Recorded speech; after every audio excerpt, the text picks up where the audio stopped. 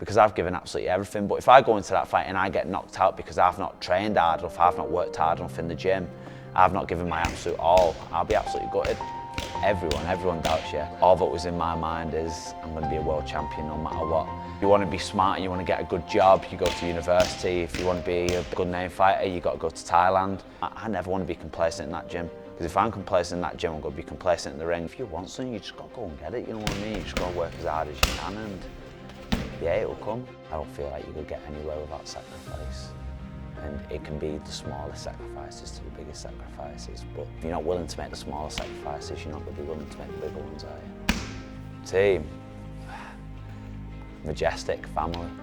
Yeah, your team's who makes you who you are. Without your team behind you, you know what. The only person I'm fighting is myself, and I want to be better than myself every single day. My name's Joshua Hill, and I fight out of Majestic Gym in Wigan. It's just a small town. Yeah, I think it's a nice place to live. I was a little naughty kid, me. Like, just hyperactive. I won't say I was naughty, I was just hyperactive. I had a lot of energy. And yeah, I used training to channel it. I think when I was younger, I always wanted to go into the Marines. I always wanted to be in the forces because that's what my dad does. It's now what my brother does. But yeah, I idolised my dad, and that's what my dad did. And my dad's been in the RAF now for, talking 42 years.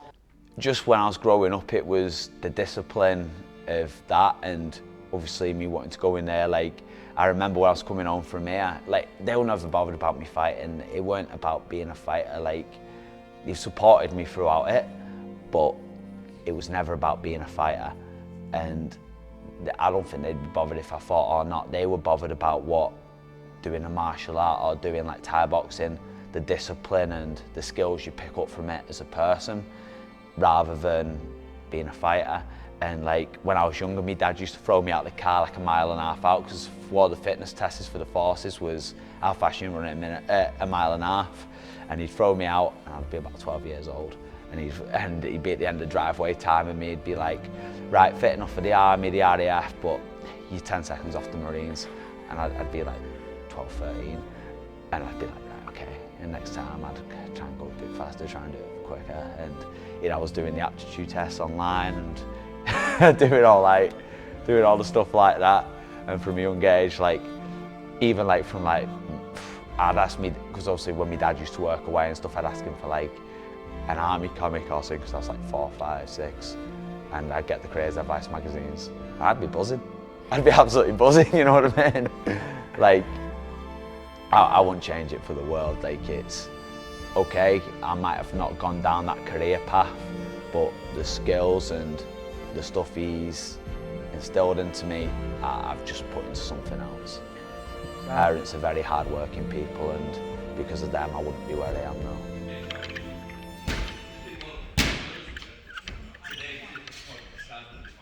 Probably when I just finished school, I weren't bothered about college, I weren't bothered about anything else. I wanted to move to Thailand, and yeah, so like, I remember Kev said to us, I was probably about 14, and Kev said to us after a class, he was like, if you want to be smart and you want to get a good job, you go to university. If you want to be a good name fighter, you got to go to Thailand. And I took that pretty much literally, and I was like, that's what I'm going to do. I remember there was a lad in the gym, and I was 12. I was 12 years old, and him and his dad went to Thailand. And I went to my dad, I was like, can we go? And he just went, pay for it yourself and you can go. Again, I took that literally, mate. Like, as soon as my 13th birthday came, on my 13th birthday, I was straight out the door, first thing in the morning, went to paper shop, asked for a paper round, and they didn't have any available, so I went back every week asking, did they come available, until a few months later one did. And every week I'd just keep going back, and I was on £2.60 a day, and I'd go every single day for what, we're talking 4 years. And then I'd ask for no presents at Christmas, birthdays, everything. I just wanted money, and I pocketed every single penny I could get. And yeah, I'd do my paper rounds, £2.60 every single day. At 16, I started washing pots, and every single penny I got, I put to one side. And as soon as when I was 16, I just turned around to my mum and dad. I said, you told me if I paid for it myself, I could go. I've got the money. And they couldn't argue it. They were just like, right, okay. And then a month after my 17th birthday, I flew to Thailand with a mate, and yeah, went and had my first fight out there. And then again, came back, started washing pots again, started working in paper shop again. And again, every single penny. Following year, I went for 3 months. Following year, I went for 3 months. Following year after that, I went for 6 months. And then, yeah.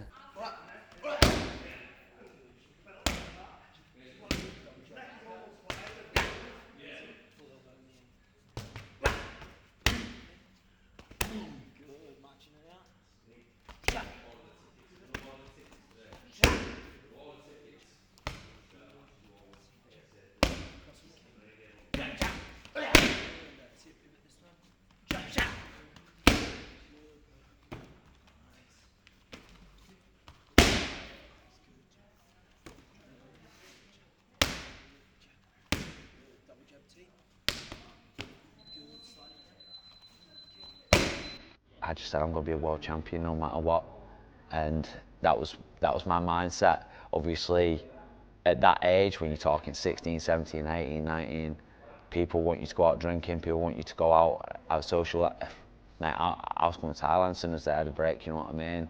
Like, again, I was going to the World Championships. I'd save up for that. Obviously, my mum and dad always helps me. My mum and dad's always supported me no matter what. But they also instilled into me, if you want something, you've got to work for it yourself. So as much as he'd helped me, they also instilled that into me as well. So yeah, so no matter what, you have people doubting you. Like, people's like, why don't you just go on lads holidays, why don't you do this, why don't you do that? And it won't be like your mates and stuff, it'd just be like just people making general comments. And for me, I was just like, I don't care, I'm gonna be a world champion. I have no regrets at all. Like, I won't change anything, because, like, okay, people can tell you wild stories from nights out and stuff, but the stories I've got from Thailand, taking last-minute fights, the people I fought, the experiences I've gained, have all added up to now. And okay, like, them times were hard, the fights I was taking, the experiences, some of them are like, can't believe that happened, but like, then in the long run have made me who I am now, and the benefits and the rewards I'm getting now is off the years of sacrifice, and I won't change that. And will I have to make a lot more sacrifices? Will I continue to make sacrifices to get damn? It's not going to change anything.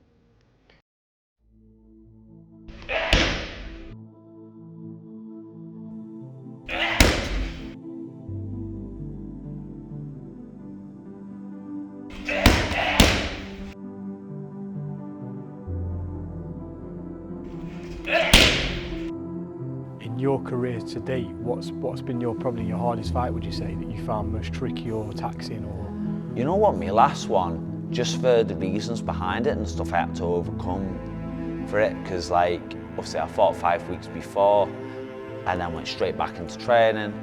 I then ended up getting really ill 2 weeks out. I had a bad chest infection and I just weren't getting over it, and it was just getting worse and worse. I weren't really able to train, and then I went and got my jaw broke in round one.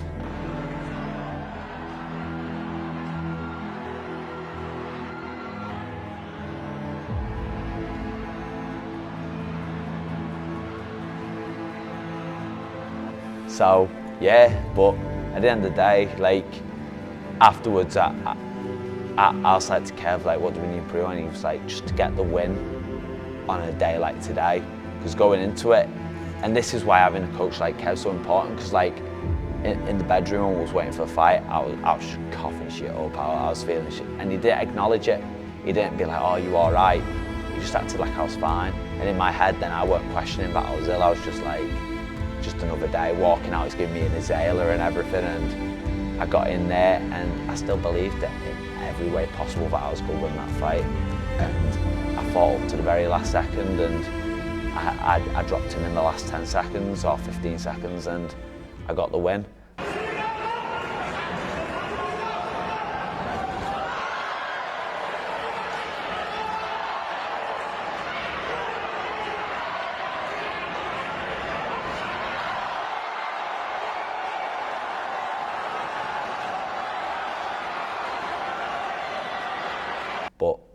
I know I'm better than that. And I know in the future that if I can do that on my worst day, all I think is what can I do on my best day. You know, when you was in the ring, did you feel like shit? Like, did you feel like... Oh, I couldn't breathe. I generally felt like I was holding my breath the whole fight. But like, yeah, every time he hit me, I just kept thinking to myself, like, you're screwed if I was well. But like, you know what, he's one of the best Thais in the world. He's beat Pakon, he's beat Rafi, he's beaten all these big names. He was great. He came out there and he fought a lot different to how he usually fights. He was a lot more aggressive and he's a great fighter. So, yeah, but I was just happy I could do that on a day which wasn't... I would have been absolutely devastated if I didn't pull off that win on that day, because I kept asking for a big fight. Obviously, you know from hearing me that I want to fight the biggest fights, and that was my opportunity. If I didn't succeed in that opportunity to fight a huge name Thai, I would have been devastated.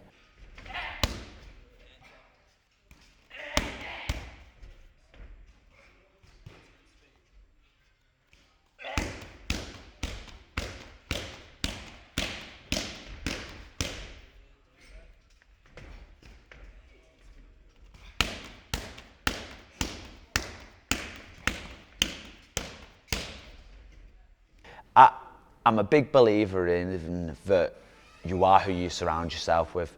So if you surround yourself with very driven people, if you're in a gym and you're in a class and everyone else is at the end of the class, knee in the bag, doing extra knees, doing extra sit-ups, you're going to do it because you're going to want to be on it with everyone else, you know what I mean? So because everyone else is doing it, you'll have that instilled into yourself. And I think it's the same thing, where like if you're around people who's going out getting pissed every weekend, being lazy, not putting that work in, I think you'll gain that same ethic, you know what I mean? But if you're with people whose work ethic is wanting to better themselves all the time, you're going to pick that up. And the role models I've had with Kev, with my parents, I've had that instilled into me from a young age, you know what I mean? Coming up through the adult classes, like I started in the adult class when I went into high school, and watching the adult fighters, and we had some good adult fighters here like Danny Orton and Gav Rogerson, and I was watching them, and we had like Steve Donnelly who used to fight with Kev, and he used to travel from Oldham just to come in old pads. And watching people, having role models like that, it just gets, seeing how hard they work, it made me want to work like that as well. And as I got older, I was like, I want to show this to people coming through. So like now, if I'm fighting on like the bigger stages and I'm fighting big fights, if kids coming through see me being lazy, they're going to copy it themselves. So it's my job now to set an example. So I've got to train even harder just so they train harder, you know what I mean? Like, that's now my job to show them that you've got to do this to get to where you want to be. Do you think Kev has passed that on to you, the fact that he wants to install it in others, now you've took that and you want to give it again? Kev as well being one of the big reasons of why I went to Thailand, and not just Thailand, but helped me develop as a person as well, helped me grow as a person again. Like, I was a bit of a naughty kid, I was just loud, and I don't know, he'd always ask me like questions of like, why would you act like that? Why would you do this in this situation and that? And like, or what, he'd always psychoanalyse like what would people be doing to me and be like, why would you do that? And more than anything, Kev's just a good person, and I feel like I'd like to think he helped make me a good person, you know what I mean? If you help people, people will help you. And as a fighter, as much as it is a one-person sport, it isn't. You need a team behind you. From a junior, obviously, my first fights were against good fighters, and then going to Thailand, and I remember like my first fight in Thailand, I fought a Thai that had beat the pro-ranked UK #2 at the time, and I beat him, and then that gave me a little bit of confidence. But like when I was younger, I'd win some, I'd lose some, but I'd fight everyone. And then as I was getting older, so we're talking like 2018, 2019, I was fighting Thais who were like much better. I remember I fought in Australia, and I got a message saying, are you injured? And I was limping around everywhere. I was like, no, I'm fine, because I knew what that meant. And they were like, you are fighting Cambodia next weekend. And I went on a 10-hour taxi journey to Cambodia, got out, fought, and I fought a guy that had beat Rambo. He'd got a draw with Pong Siri, who both fought on one. And I beat him, and I fought like the week before. There's times where I've had 3 A-class fights in 2 weeks, 3 weeks.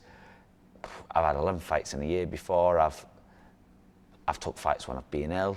There was one time I was throwing up in the toilet and I heard a knock on my door from around the corner. So I've got out like the toilet, which was like a public toilet for everyone in the gym to use. I looked out and the Thais were knocking on my door and I'd just been throwing up. And they were like, Josh, you want to fight tonight? And I was like, yeah, sound. And then as soon as he left, I went and threw up again. And yeah, I fought.